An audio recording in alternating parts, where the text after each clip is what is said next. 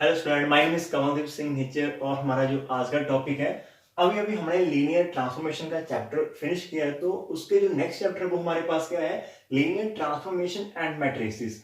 जहां पर क्या है कि लीनियर ट्रांसफॉर्मेशन को हमने मैट्रिक्स की फॉर्म में रिप्रेजेंट करना। तो ये काफी छोटा सा चैप्टर है और काफी इंपॉर्टेंट है और साथ में आसान बहुत है ये सोचकर हम चलेंगे और आपकी प्यारी सी स्माइल के साथ इसको स्टार्ट करते हैं।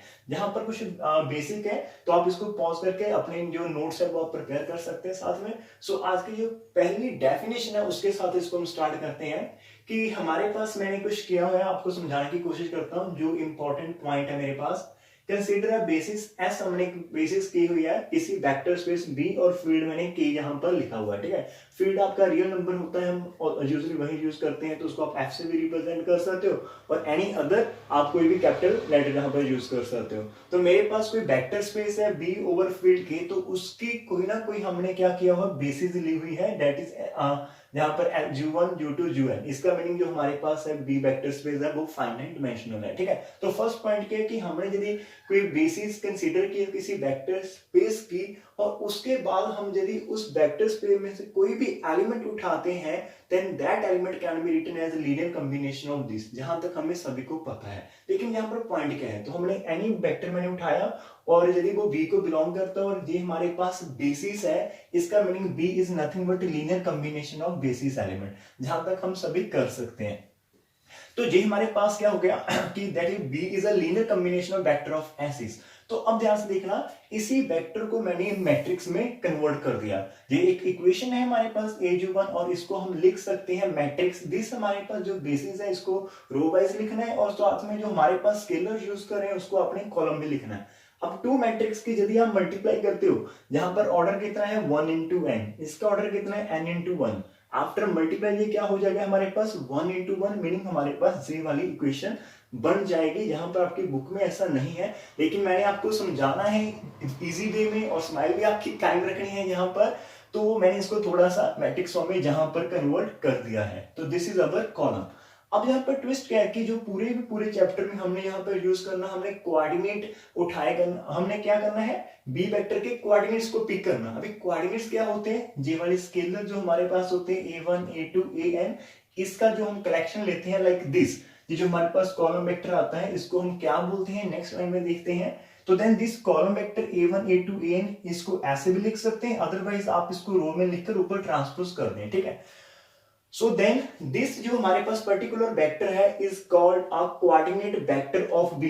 इस वेक्टर को हम बोलते हैं coordinate vector of B relative to the basis, जहां पर जो हमारे पास बेसिस है। इसका मीनिंग क्या होगा, यदि बेसिस हमारे पास कोई और होगी, इन दैट केस आप जब बी को लिखेंगे तो हमारे पास ऑब्वियसली आपको जो स्केलर है कोई और यूज करने पड़ेंगे, तो आपका कोऑर्डिनेट वेक्टर वेरी कर जाएगा। इसका मीनिंग कोऑर्डिनेट वेक्टर वेरी करता है, यदि आप बेसिस को वेरी करवाते हैं तो उसके साथ वो चेंज होगा। तो इसलिए हमने यूज किया है कि दिस वेक्टर जो है हमारे पास known as coordinate vector of B relative to the basis S हो गया। एंड इसको हम डिनोट कैसे करते हैं, इसको डिनोट करने का जो वे है, because it is a matrix, तो ये हमारे पास कॉलम मैट्रिक्स है एक। ठीक है, कॉलम मैट्रिक्स है, तो जहां पर बी के ऊपर हमने साइन लगा दिया है मैट्रिक्स और साथ में पैर में ऐसे लिख दिया है which is equal to this. तो this coordinate vector is represented by यहाँ पर मैट्रिक्स भी और हमने इसमें एस डाल दिया है। यदि एस वेरी होगा तो ऑब्वियसली ये वेरी होगा।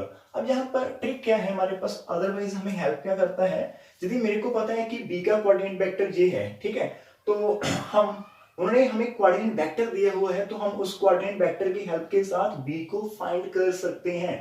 फिर से सुनना ध्यान से, यदि मेरे को हमारे पास कुछ ऐसा है, वेक्टर नहीं पता हमें दिया हुआ है, हमें किस उन्होंने बोला कि आपके पास एक वेक्टर है जिसका कोऑर्डिनेट वेक्टर ऐसा है, मीनिंग हमारे पास जो कोऑर्डिनेट वेक्टर है a1, a2 है, ट्रांसपोज वो हमें जहां पर गिवन है लाइक 2, 5 ऐसे है। इसका मीनिंग देखिए हो जाएगा 2 इंटू 5 टाइप हमारे पास बन जाएगा। ठीक है, और साथ में हमारे पास जो बेसिस है वो हमें गिवन दी हुई है, और बेसिस अब हमारे पास क्या होगी u1 एंड u2 होगी। फिर से सुनना, कोऑर्डिनेट वेक्टर हमें पता है और साथ में हमारे पास बेसिस है u1 u2, इन दोनों की हेल्प के साथ हम उस वेक्टर को फाइंड कर पाएंगे।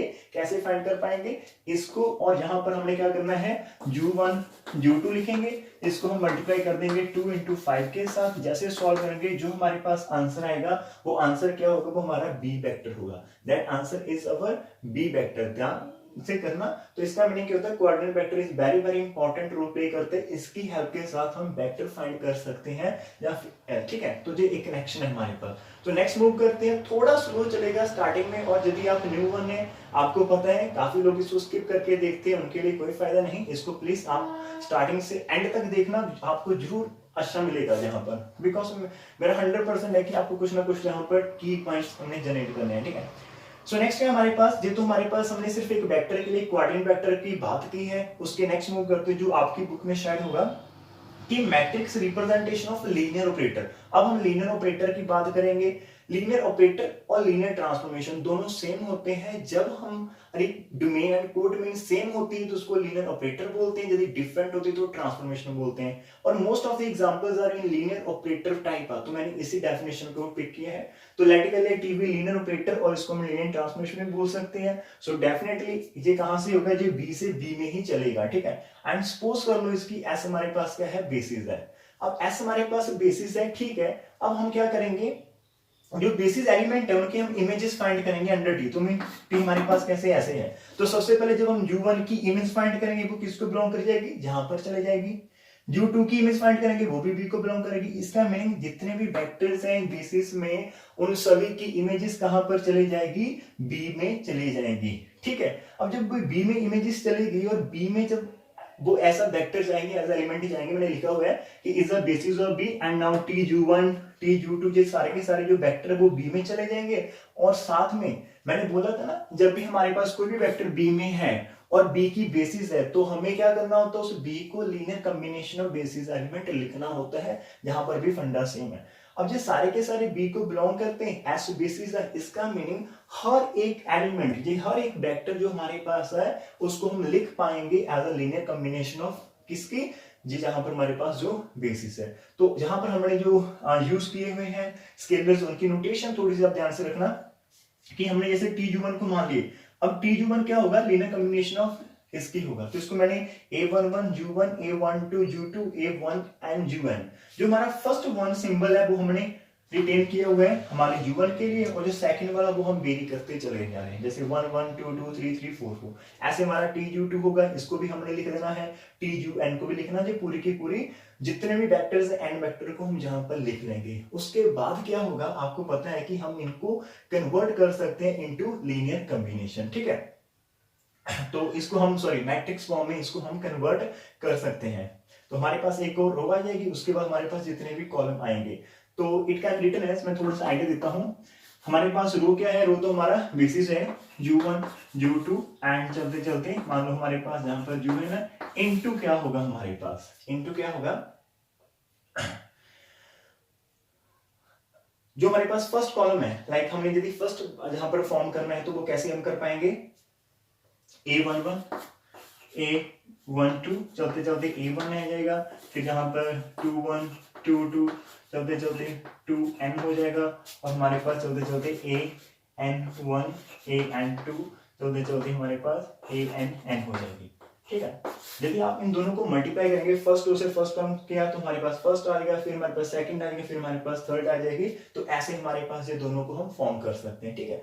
अब यहाँ पर ट्विस्ट क्या है हमारे पास, ये जो यहाँ पर मैट्रिक्स मैंने जनरेट की है, ध्यान से देखना, जहां पर जो भी मैंने मैट्रिक्स जनरेट की है इन दोनों को आप मल्टीप्लाई करोगे ना, तो हमारे पास फर्स्ट रो को फर्स्ट कॉलम से किया तो हमारे पास ये फर्स्ट इक्वेशन आ जाएगी, a11 u1 plus a12 u2 and चलते चलते a1n इनटू हमारे पास जहां पर हो जाएगी। फिर जब हम इसको सेकंड से करेंगे, सेकंड कॉलम के साथ, तो हमारी सेकंड इक्वेशन फॉर्म हो जाएगी। जब हम थर्ड के साथ करेंगे, थर्ड फॉर्म हो जाएगी। ऐसे हमारे पास फॉर्म होनी स्टार्ट हो जाएगी, ठीक है।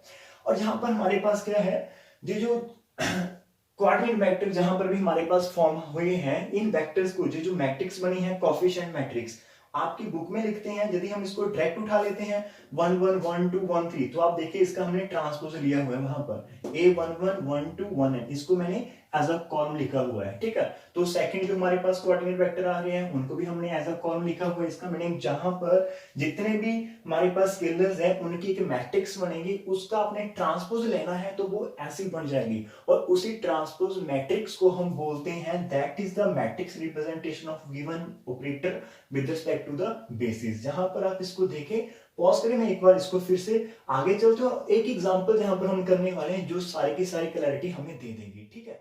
तो नेक्स्ट करते हैं, जैसे मैंने वहां पर आपके पास मैट्रिक्स बनाई थी और यदि हम उस मैट्रिक्स को नहीं लिखते, मीन हमारे पास इक्वेशन है, तो उस इक्वेशन की जो भी कोफिशिएंट मैट्रिक्स बनेगी उसको आपने उठाना है, उसका ट्रांसपोज लेना है, तो वो वाली बन जाएगी जो मैंने लिखी हुई थी।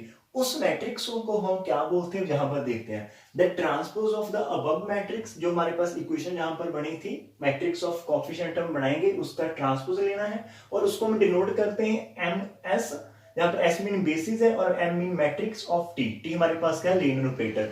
वो रिप्रेजेंटेशन है, एक रिप्रेजेंटेशन जी वाली है कि टी हमारा ऑपरेटर था, मैट्रिक्स में डाल दिया, विद रिस्पेक्ट टू एस हम करने वाले हैं, is called the matrix representation of T relative to the basis S. तो दीज आर द लाइन, तो हमारे पास क्या हो गया, और सिंपली हम इसको ऐसे भी बोल सकते हैं कि this is a simply matrix of T in the basis S. आप ऐसा भी हो सकता है, ऐसा भी हो सकता है और ऐसे भी हो सकता है। तो इस हमारा जो फर्स्ट आर्टिकल था, थोड़ी सी डेफिनेशन आप उसको की पॉइंट बनाकर लिख सकते हैं। इसमें हम ज्यादातर न्यूमेरिकल पार्ट पर फोकस करेंगे, वो इंपॉर्टेंट एग्जाम के लिए। तो आज की फर्स्ट जो हमारे पास एग्जांपल है, ध्यान से देखना हर एक स्टेप को, जहां पर इस एग्जांपल के बाद आपको कम से कम मैं 2 या 3 या 4 एग्जांपल सेम दूंगा जो आपका होमवर्क होगा, ठीक है। तो इसको हर एक पॉइंट को ध्यान से, जहां पर हम एक एल्गोरिथम सेट करेंगे कि कोई भी एग्जांपल आएगी करना कैसे है आपको, ठीक है। तो उन्होंने बोला कि हमारे पास एफ आर स्क्वायर से आर स्क्वायर है, बी आर लीनियर ऑपरेटर है, ठीक है। डिफाइन किया हुआ है F of x by like this, हमारे पास जहां पर डिफाइन किया फंक्शन। हमें क्या करना है, find the matrix representation of F करनी है रिलेटिव टू द बेसिस। अभी बेसिस हमारे पास u1 u2 क्या है, 1 2 एंड 2 5। सो जहां पर बेसिस कौन सी है, it is not a standard basis, ये हमारे पास एक पर्टिकुलर बेसिस जहां पर दी हुई है, ठीक है। तो एक बार फिर से कूल होते हैं, स्पीड हम स्लो करते हैं, आपने टाइम नहीं देखना, बस just focus on this point, इसको एक बार ध्यान से कर लेना, हो जाएगा। फंक्शन डिफाइन है, बेसिस पता है, इस फंक्शन मीनिंग जहां पर जो ऑपरेटर है, इस ऑपरेटर की हमने मैट्रिक्स फॉर्म करनी है। तो अब वापस चले जहां पर, तो यहां पर मैंने क्या बताया था उस डेफिनेशन में, उन्होंने बोला था कि हमारे पास यदि कोई ऑपरेटर है, ठीक है ऑपरेटर तो है, उसके उन्होंने बोला था हमारे पास बेसिस है, वो भी हमने डन कर लिया। उन्होंने बोला था कि आपने उस बेसिस के हर एक एलिमेंट की इमेजेस फाइंड करनी है, ठीक है। तो हमारा फर्स्ट स्टेप क्या होगा कि उस हर एक वेक्टर की हम इमेजेस फाइंड करेंगे और उसके बाद में उन इमेजेस को लीनियर कॉम्बिनेशन ऑफ हमने लिख देना है, फिर से बेसिस एलिमेंट, उसके बाद जो लीनियर कॉम्बिनेशन की मैट्रिक्स बनेंगी उसका कोएफिशिएंट उठाना है और ट्रांसपोज ले लेना। This is so simple. तो देखते हैं स्टेप 1। सो ऐसा कुछ भी आ जाए हमारे पास, तो स्टार्टिंग पॉइंट क्या, आपने ये लाइन ऑलवेज लिखनी है कि फर्स्ट भी फाइंड करेंगे एफ ऑफ u1 में, जहां पर हमने u1 में जो फर्स्ट वेक्टर उसकी इमेज चेक करनी है, ऐसे हमने सेकंड वेक्टर की इमेज चेक करनी है। जैसे दोनों इमेजेस चेक होगी उसके बाद हमने वन बाय वन, बिकॉज जो इमेजेस है हमारे पास ये फिर R2 में जा रही है, तो ये जो R2 में जाएगा इसकी बेसिस सेम है हमारे पास। सो जो भी वेक्टर जहां पर होगा उसको हमने linear combination of u1 and u2 लिखनी है, सेम ऐसे और सेम ऐसे इसको लिखना है, ठीक है। तो सिंपल स्माइल के साथ करते हैं, कॉन्फिडेंट के साथ। तो u1 सबसे पहले हम क्या फाइंड करेंगे, u1 की इमेजेस। तो उठाइए जहां पर f of u1 f of 1 2 लिख दे, जहां पर x को 1 2 1 2 इसको लिख दे, मैंने सॉल्व किया है 2 1 इन प्लस 3 2, और जहां पर वैल्यू पुट करके आप इसको सॉल्व कर ले, आपका आंसर मैच कर जाएगा 8, सेम लाइन के ऊपर हमने क्या करना है, f ऑफ u2 चेक करना है, f के अंदर हमने जहां पर 2 5 पुट कर लेना है। तो जहां पर यदि हमारे पास बेसिस लाइक R3 में काम करेंगे, मैं कुछ एग्जांपल दूंगा, यदि R3 में काम करेंगे तो आपके पास u1 u2 u3 होगा, तो आपने तीनों की इमेजेस फाइंड करनी है, ठीक है। तो जैसे मैं f ऑफ u2 फाइंड किया 2 5, जहां पर 2 5 पुट कर दे 2 5 2 5, जैसे copy and paste work, nothing tension कोई नहीं यहाँ पर। तो 2 into 2 प्लस 3 into 5 जहां पर पुट कर दिया, सॉल्व करा, आंसर आ गया हमारे पास 19, -17। आप स्टॉप करते हैं। यस, हमारा जो फर्स्ट टारगेट है वो हमारा कंप्लीट हो चुका है कि हमने first f of u1 find कर लिया है, हमने f ऑफ u2 फाइंड कर चुका है, f ऑफ u1 की वैल्यू फाइंड कर ली 8, -6 और f ऑफ u2 की वैल्यू फाइंड कर ली 19, -17। तो नेक्स्ट क्या स्टेप था, अभी जो वेक्टर है फिर से r स्क्वायर को बिलोंग कर रहा है जो वेक्टर, तो इसका मीनिंग इसको हमने लिखना है linear combination of u1 and u2। तो उसी के साथ चलते हैं। सो नाउ लेट कर ले f of u1 is equal to linear combination, तो उसके अंदर मैंने a1 और b1 यूज कर लिए हैं, ठीक है। तो f of u1 because member of r square that u1 u2 basis है, so definitely it is the linear combination of like basis element a1 u1। जहां पर ध्यान से वैल्यूज पुट करो, f ऑफ u1 की वैल्यू है 8, -6, वहां से a1 हमने फाइंड करना है, v1 हमने फाइंड करना है, u1 की वैल्यू 1 2 है, u2 की वैल्यू 2 5 है। जहां पर मल्टीप्लाई करेंगे, जहां पर a आ जाएगा 2b, फर्स्ट को फर्स्ट में ऐड कर दिया, 2a आ जाएगा और 5b सेकंड को सेकंड में ऐड कर दिया, जहां पर भी वेक्टर है दोनों को इक्वल कर दो, फर्स्ट को फर्स्ट के साथ सेकंड को सेकंड के साथ इक्वल करेंगे तो दो इक्वेशन आ जाएगी। इनको आप किसी भी मेथड से सॉल्व कर लें। मैंने जहां पर इसको एलिमिनेशन मेथड से सॉल्व किया, 2 से मल्टीप्लाई करके माइनस कर दिया और फिर से सब्स्टिट्यूशन कर दी है, तो मेरे पास जो यहाँ पर आंसर आ चुका है, ए की वैल्यू 52 एंड बी की वैल्यू -22 आ चुकी है। तो जहां पर ध्यान रखना, इसको हम आगे लिखेंगे कि हमारे पास f ऑफ u1 क्या आ चुका है। a1 में जहां पर लिख दूंगा 52 और b यहाँ पर लिख दूंगा मैं यहाँ पर b1 की वैल्यू। इसको हम लिख सकते हैं सिंबल्स को, लाइक आप जैसे यहाँ पर a और b सिंपल लिख देते हैं, ठीक है, कोई फर्क नहीं। नेक्स्ट हम इसको कर लेंगे, कोई और सिंबल यूज कर लेंगे, ठीक है। तो यहाँ पर a b आ चुका है, तो जहां पर डन है, ठीक है। अब नेक्स्ट क्या करना है, f ऑफ u2 भी सेम हमने करने का, उसका भी हम स्केलर फाइंड करेंगे। जैसे स्केलर फाइंड आ गया उसकी मैट्रिक्स में आएंगे, ट्रांसफर लेंगे और दैट्स ऑल आउट, ठीक है। जहां तक आप इसको पॉज करें और नोट करें। जैसे हमने f ऑफ u1 के ऊपर वर्क किया, वैसे हम लिख सकते हैं कि f of u2 is a linear combination of u1 and u2। तो जहां पर स्केलर हमने c और d यूज कर लिए। f u2 की वैल्यू हमारे पास कितनी थी, बैक जाके देख सकते हैं, 19 -17, u1 की वैल्यू 1 2 थी, u2 की वैल्यू 2 5 थी। फिर से मल्टीप्लाई किया c के साथ d के साथ, फर्स्ट को फर्स्ट में ऐड कर दिया, c को सेकंड के साथ, d को सेकंड, और सेकंड प्लस सेकंड करके हमारे पास ये जो वेक्टर बन चुके हैं। अभी by definition of equality of two vector, first के इक्वल होगा, सेकंड के इक्वल होगा। एंड आप इनको सॉल्व करना, अगेन आप जब सॉल्व करेंगे हमारे पास, यदि मैं 2 से मल्टीप्लाई करके माइनस करता हूं तो मेरे पास -17 -19 दैट इज -55 आ जाएगा। जैसे जहां पर पुट करेंगे तो हमारे पास वैल्यूज आ जाएगी c की 129। तो on solving c and d हमारे पास इतना आ चुका है। और पहले हमने किया था a एंड b, हमारे पास आया था 52 और -22, तो इनको वहां पर लिख जाते हैं वापस। तो देयरफॉर हमने क्या गेट किया अभी तक, तो हमने गेट किया कि f ऑफ u1 को हम लिख सकते हैं, a की वैल्यू पुट कर दो 52 u1 और b की वैल्यू -22 इंटू u2 लिख दिया। f ऑफ u2 को हम लिख सकते हैं c की value 129 u1 and plus d की वैल्यू -55 u2।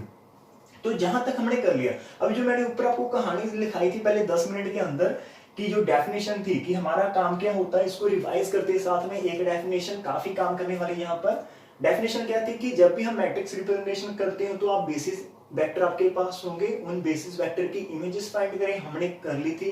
फिर उन बेसिस जो हमने इमेजेस फाइंड की है वो फिर से उसी वेक्टर स्पेस में है जिसकी बेसिस तो हमारे पास वही u1 एंड u2 है। तो इसका meaning that vector again can be written as a linear combination of basis vector like this and this. तो हम इसको लिख सकते हो और हमने वो रिप्रेजेंटेशन लिख के इन स्केलर्स को फाइंड करना। और आपको पता है इन स्केलर्स को हम कोऑर्डिनेट वेक्टर बोलते हैं इसका।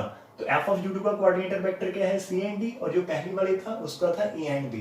तो उन बस a b और c d को कॉलम वाइज लिख दो तो वही हमारा क्या होता है, मैट्रिक्स रिप्रेजेंटेशन। तो हमने वहां तक तो सेम कर दिया। उसके बाद मैंने आपको 3 लाइनें लिखाई थी कि हमारे पास the transpose of the matrix of coefficient of matrix, इसकी कोफिशिएंट मैट्रिक्स जनरेट करें, हमारे क्या पास में क्या बन जाएगी, इसकी कोफिशिएंट मैट्रिक्स आ रही है 52 -22 129 -55। इसका ट्रांसपोज कर दो। इसका जैसे ट्रांसपोज करेंगे हमारे पास ये जो आंसर आ जाएगा 52 लाइक दिस एंड दिस आ जाएगा। सो दिस जो हमारे पास रिक्वायर्ड मैट्रिक्स बनी है इसी को हम बोलते हैं, क्या है हमारे पास, matrix representation of given operator f with respect to s। तो जो मैट्रिक्स का साइन है ऑपरेटर f का बेसिस हमने s की थी, s चेंज होगी डेफिनेटली ये चेंज होगा, s चेंज होगी ये डेफिनेटली चेंज होगा। हमारे पास बहुत आसान था हमारे पास।